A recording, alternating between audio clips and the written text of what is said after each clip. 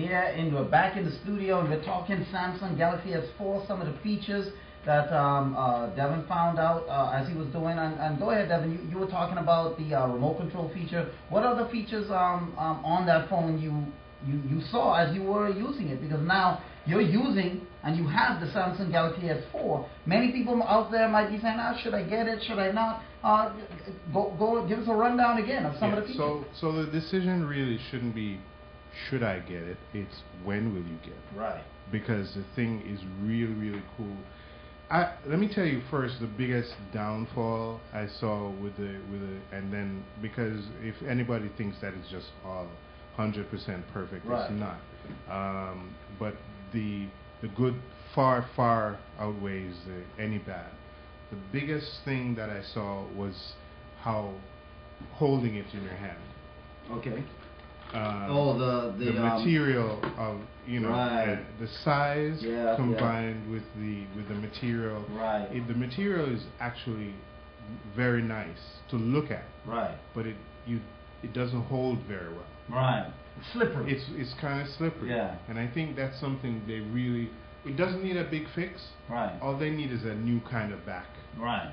They need a different casing for the back, right, that's more practical in terms of holding it. Right. Because definitely, you and I reviewed it or looked at a review before I bought it, and this was one of the things they said, and they're absolutely right. It's something that if it was a smaller phone, it wouldn't be so much of an issue, but because of the size, right, you don't get as great a grip. Because of the size, so right, it because needs, of the size of the phone. Yeah, so you need help with the grip, and so what I did was went out and I found the casing, which is really, really great. Yeah. I mean, initially my reaction was this thing is going to be really bulky in terms of, but it's not.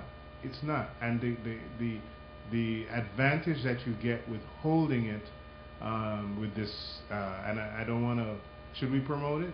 Should we say what it is? It's a good case, yeah. Yeah, what is it? It's an OtterBox. It's an OtterBox. OtterBox. And I thought it was an animal. I thought it was something like an otter, But the OtterBox is really, really good. Definitely. A little pricey. It is expensive, but you're not going to get a better case and for your phone. The peace of mind that I got. Let me tell you what happened. I not being used to the OtterBox and how to put it in. Right. I didn't put it in properly. Friday when you left. Yeah. And it fell out. Didn't just fall. I mean, what I did was I put it in, and then when I moved my hand, I threw the phone probably 20 feet. Ooh. 10, 15. Yeah. Between 10 and 20 feet. On a hard surface. Right. I'm saying really, really hard surface. Right. And you couldn't. I mean, my other phone, you saw the dings, the scratches, anything. This thing was really, really well protected. I didn't get any kind of indication that it had at all fallen. Right. No shaking, nothing like that. So the case is really, really good. Case is good. So you, without trying, put the case to its paces. There you go. And see, that's when it's really, because when you're trying, sometimes you don't really drop it the way, because you don't really want to drop it. But that was definitely a good test, and the OtterBox, it was an excellent test. The OtterBox just held up. Yeah, and then so let's get off the OtterBox. The far left negative, right? Let's go closer. I haven't been able to get the video look away working. Feature to work. Maybe you and I can play around with it a little bit, but it hasn't worked the way it seems on the ads that it should work. As soon as you move your eyes, it's supposed to pause the video. It followed me. So when you moved, it didn't look away with me. It stayed with me. And that might be an advantage to some. Right, but to me, it didn't work as I thought it should work. So I'm going to test it a little bit more. Maybe I didn't do it right. Set it up properly, and so I'll check it out. But I think it worked maybe once or twice. Right, but not consistent. Not consistent. So it could be a matter of distance and all that kind of stuff. So I'll play around with it. But the screen, oh my goodness. Super AMOLED. Oh, just so sweet. I'm telling you. Super AMOLED, crisp, and I've Really looked at the crisp. screen, and it looks like a Amazing. glass window. Amazing, You know, amazing. Clean. You know, Camera. Reggie, you gotta try the camera. Camera is top quality. Unbelievable. It makes a dark room light up. I mean, it just the pixels just unbelievable. And I'm having fun actually now taking pictures. You know, and you see such a huge difference between a low level camera and this kind of a camera. The camera that really, you, really nice stuff. And another really, you just stop me when you want to switch over. But another really nice feature of the phone is the fact that it utilizes Wi-Fi. Okay. Really as efficient. opposed to the 3G. Yeah, it uses Wi-Fi to make calls. Oh, really? To make calls. So, since I got this phone, how it's probably 2 weeks now. When I checked my usage in everything, calls, bandwidth, 0. Really? Pretty much 0. Because it's been using Wi-Fi. It's just using Wi-Fi, and if you know, it's actually so easy for me to now. And it does it automatically? Automatically. And that's a feature I don't think I've heard anybody really talk about as far as your phone usage. So it doesn't use your minutes. It doesn't use your minutes. Once you have Wi-Fi, it utilizes your Wi-Fi, your internet to make calls. I called internationally without any charge. That blew me away. That's sweet. Internationally with no charges. No charges.